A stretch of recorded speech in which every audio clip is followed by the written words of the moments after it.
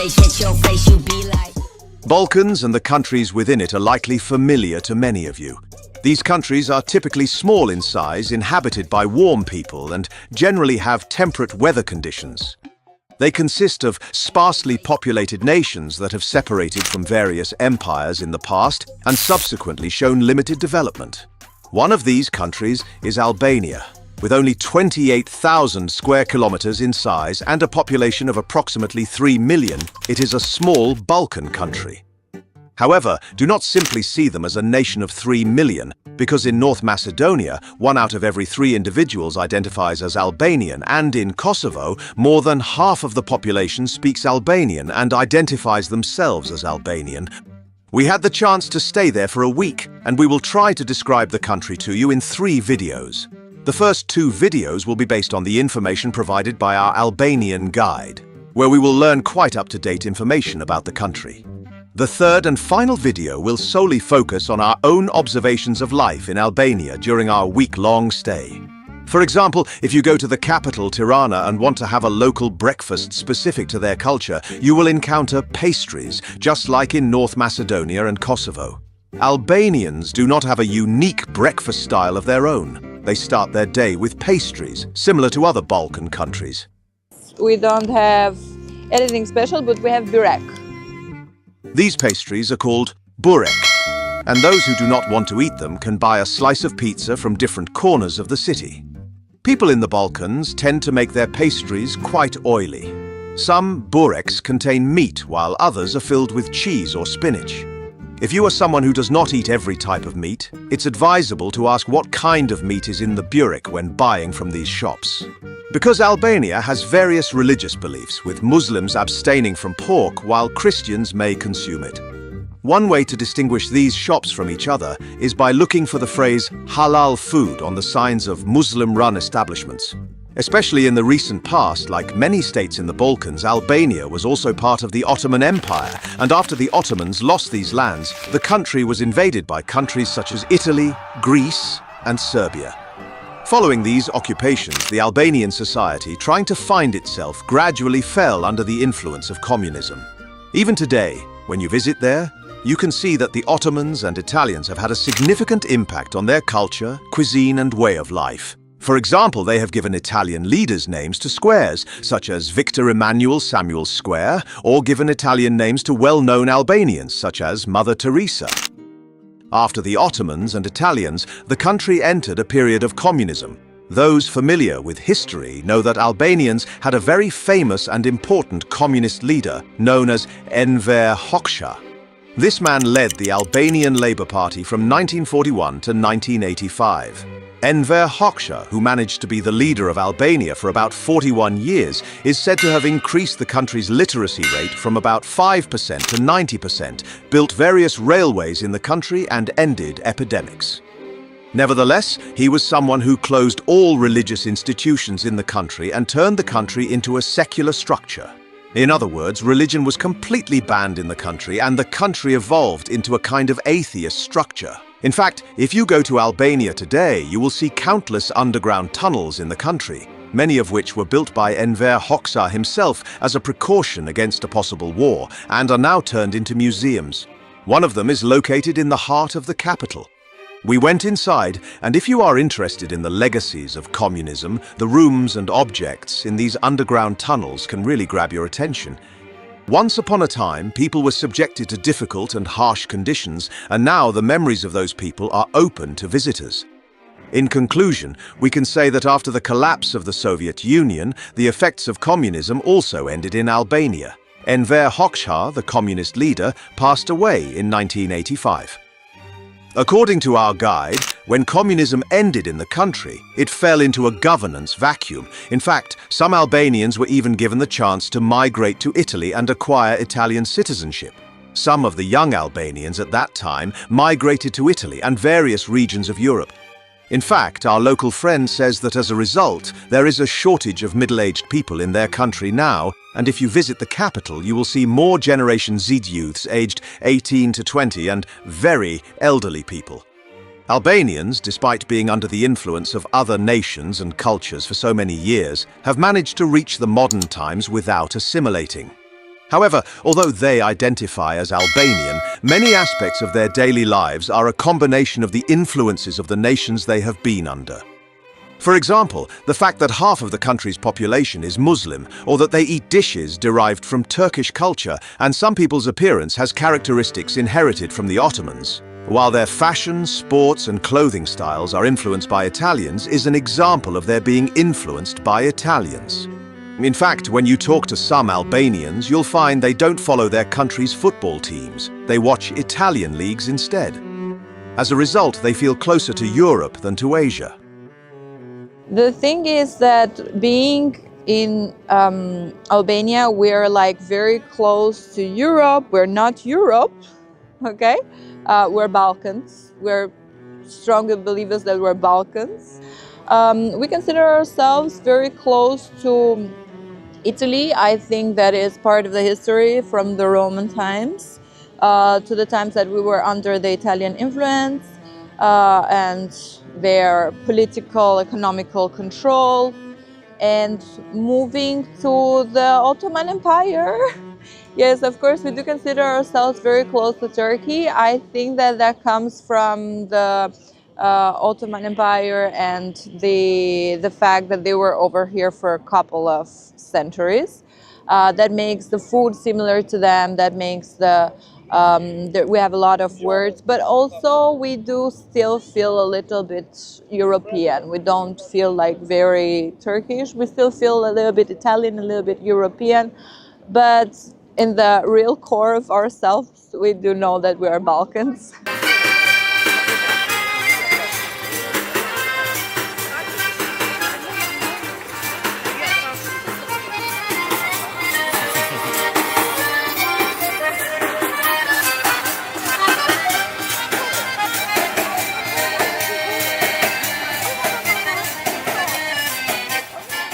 Albania has a distinctive flag. While most national flags tend to have cheerful, bright tones, this country's flag is composed of as dark shades as possible. It has a dark red background with an eagle, which they describe as the Albanian eagle, in the foreground. The Albanian flag gives me a somewhat gloomy feeling. The guide says that the red background of their flag symbolizes the blood of the people killed during the wars in Albania and especially during the communist regime. She also says that the eagle in front of the flag is a symbol of power. In fact, even during the Eastern Roman Byzantine period, the eagle was used as a symbol of power, and this understanding was passed down to them. The fact that the eagle has two heads symbolizes the unity of the Albanian people. We know that most people living in the Balkans are low-income individuals and that their money is less valuable compared to Europe. Since many of them are not members of the European Union, they use their own currencies. Even countries like Romania and Greece, which are members of the European Union, still use their own currencies. The currency of Albania is called the Albanian lek. As we are writing this text, we can say that €1 corresponds to 102 Albanian leks. If you are among those who earn euros and think that you can buy plenty of things with €1, which equals 100 leks, when you go to Albania, unfortunately, that's not the case, my friends.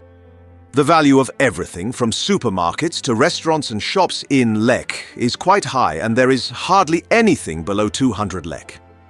Therefore, Albanians have very large banknotes. For example, they have banknotes worth 2,000 lek. Similarly, they have coins with high unit values such as 5, 20, and even 100 lek. For example, you can think of this 1,000 Albanian currency in the guide's hand as equivalent to 10 euros. You can understand the approximate euro value of each Albanian currency by removing 2 zeros. So, compared to the euro, Albanian money remains quite low in value. Albanians have their own unique language, officially known as Albanian. Although it has been influenced by Greek and Serbian due to the 1,000 years of Eastern Roman rule and by Turkish and Arabic during the 400 years of Ottoman rule, it bears similarities to Latin and Germanic languages. Therefore, an Albanian speaker can usually understand and quickly learn Italian and German. However, only Albanian is officially recognized in the country. For instance, according to the guide, there are no official language education other than Albanian in schools. Similarly, you need to use this language to conduct business in public institutions. For instance, we asked the guide to say a few things in Albanian, and she explained to us how to pronounce and what they meant.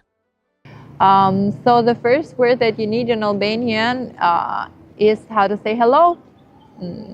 Hello in formal Albanian is përshëndetje, or for normal people it's ç'kemi, which is what's up. How do you say thank you in Albanian? You say faleminderit. But also, if you listen to people saying rafsh, which means I wish you a long life, it's similar to thank you. Also, how do you say please when you're asking for something? We say të lutem. How do you say good morning? Mirëmëngjes. And if you're going to say good evening, you're going to say mirëmbrëma. How do you say good night? It's natën e mirë. And if you're going to say goodbye and you're seeing someone again, you say mirupafshim, which in Albanian it means I hope that I will see you good. Mirupafshim. So mirupafshim.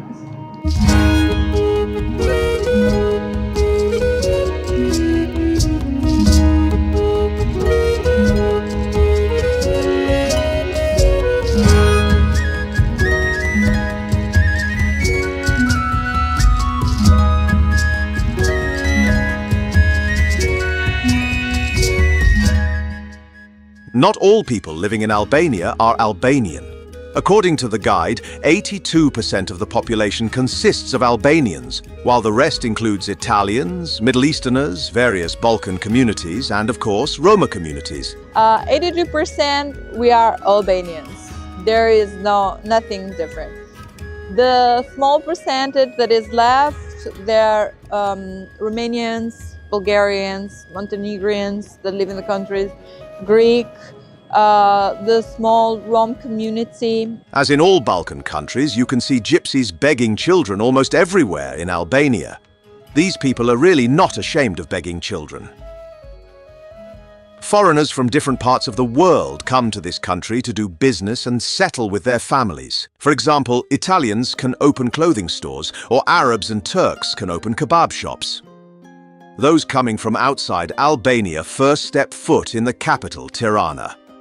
Unlike most other Balkan countries, Albania has a significant advantage in that it has direct access to the sea. Therefore, people can enter the country by sea or by land. But assuming you're flying into the capital, Tirana, you should know some important locations there. You will definitely see Skanderbeg Square in the heart of the capital. Albanians consider this place the heart of the capital. It is indeed a huge square and one of the busiest locations. Surrounding the square are the Opera House, Mosque, National Museum, statue of Skanderbeg and various cafes. If you're wondering who Skanderbeg is, he is a figure from the early 1400s who is now considered the national hero of Albanians. This square used to be closed to pedestrian traffic during the communist regime, and after the collapse of this regime, it was decided that this vast area would be a social space for the public. Aside from the main square in the country, they also have quite a large pyramid, and if you bother to climb to the top of this pyramid, you'll have the chance to see most of Tirana from above.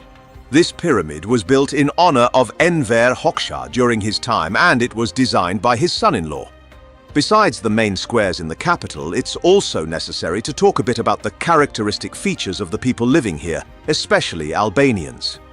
This way, you can roughly understand the social structure before coming here for a visit or to live. At least the guide mentioned one negative aspect. Unlike the silly nationalist pride, like we have no negative traits, as seen in North Macedonia, she didn't go into that. The guide mentioned that her people are lazy. So Balkan people are famous for being, especially Albanians, are famous for being very lazy. Very lazy. This explains why we don't like working that much and the unemployment may be high. Well, I think laziness is a point. We're not very active. Indeed, despite being right next to European countries, Balkan countries like Albania haven't developed, and one wonders why. There's a kind of indifference in countries like Albania. People seem to live day to day, leading an unplanned life. I guess this situation stems from recent war traumas, the influence of bad political leaders, or maybe the people really just don't like to work. Additionally, Albania doesn't often make headlines in daily life. Frankly, I don't see Albanians in the world news much. They're not experts in any field of work, and I haven't heard of any famous brands associated with them. Perhaps these people are really not hard-working. What sets them apart from neighboring Balkan countries like Kosovo and North Macedonia and makes them relatively more developed is probably their much larger tourism income due to their coastline directly on the sea. Especially, many people from Europe come to places like Albania for cheap beach vacations. However, the general positive characteristic of the people is that they are friendly, helpful, and warm towards outsiders. This trait is common in almost all Balkan countries. I guess the beautiful climate in this region with sunny, temperate weather makes people have positive characters and smiling faces. I also asked the guide if Albanians are racist. She said they are entirely friendly and not prejudiced against any nation. She mentioned they are extremely nationalistic but not racist. They just look at black African people more attentively when they come to their country because black people are not commonly seen in the Balkans. We are very nationalistic, yes. When it comes to racism, I don't feel that we are racist, honestly, to be honest. Well, it's not acceptable to say, but I'm going to say if you are black, we are going to stare at you a lot. But it's just out of curiosity. Because in Albania, we are only Albanian. We don't have mixtures of... Our local friend Ena says that cities like Vlora and Saranda are even more expensive than the capital Tirana. So it's worth asking how much the average person earns monthly and whether they earn enough to survive as a family. The minimum wage nowadays, well, since 2023, the minimum wage is 400 euro. So if you're, let's say, a waiter or a bartender, that's what's going your wage to be around, okay? It's like 400 euros. Maximum that you can get, tips and everything, is 600. How much they get paid per hour? We don't get paid per hour. In here, rent is expensive depending on the area. The closer you are to the center. As far as I understand, even though there is seaside tourism here, monthly incomes are not very high. The minimum monthly income in the country is only equivalent to 400 euros. Albanians earn an average of around 500 to 600 euros a month from their jobs. I guess there is a complaint about this, as Albanian leaders are trying to raise salaries to the 900 euro range. For example, in various countries in Europe like Switzerland and also in the United States, people receive wages on an hourly basis. If you come to live in a country like Albania from a country where wages are based on an hourly rate, you should know that such a concept does not exist in these lands. People in countries like Albania earn money based on a fixed monthly salary, not according to working hours. It should also be clearly stated that there is a tendency towards foreign countries in the country, as in other Balkan countries. Especially young people, after completing their education, tend to go to more developed European countries for a permanent life rather than staying in the Balkans. Among them are countries like Germany, France, and Italy, which offer a wide range of jobs. Additionally, looking at the monthly rents of apartment buildings in the capital Tirana online, it's almost impossible to find a rental apartment below 400 euros. So we can say that for a decent living in Albania's capital, at least 2 out of a family of 4 people need to work, and a minimum net income of around 1,500 euros per month needs to be brought into the household. The reason for mentioning the monthly cost for 4 people is that, like in other Balkan countries, Albanian people also lead a family-oriented life. Family means everything to them, and they stick together in life. A husband and wife usually see 2 children as sufficient in this country. If you go out on a Sunday and observe the surroundings a bit, whether in parks or cafes, people are always sitting with their families, spending time with them. Some spend Sundays at home with their families, while others spend them outside. So for them, Sunday means spending time with family. In terms of religion, there is religious freedom in the country. In the Balkans, people believe in whatever they want, and there is no religious oppression. This region has been ruled by both European kingdoms and Muslim states like the Ottoman Empire for hundreds of years.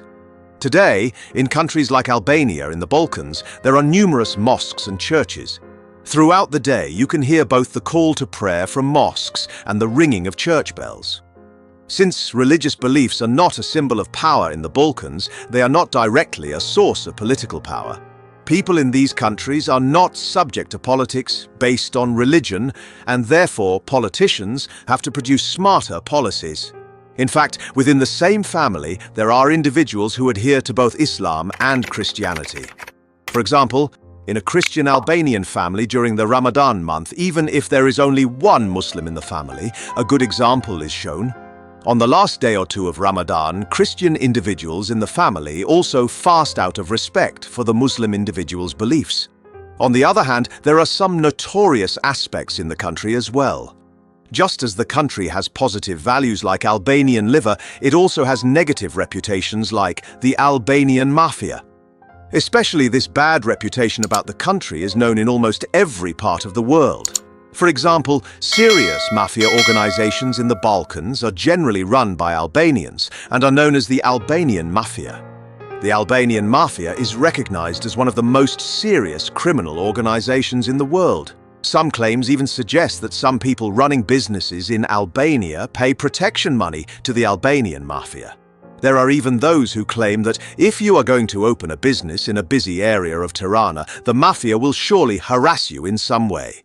However, if you are only going to the country for tourism purposes, rest assured that the country is quite safe. This video was the first part about Albania.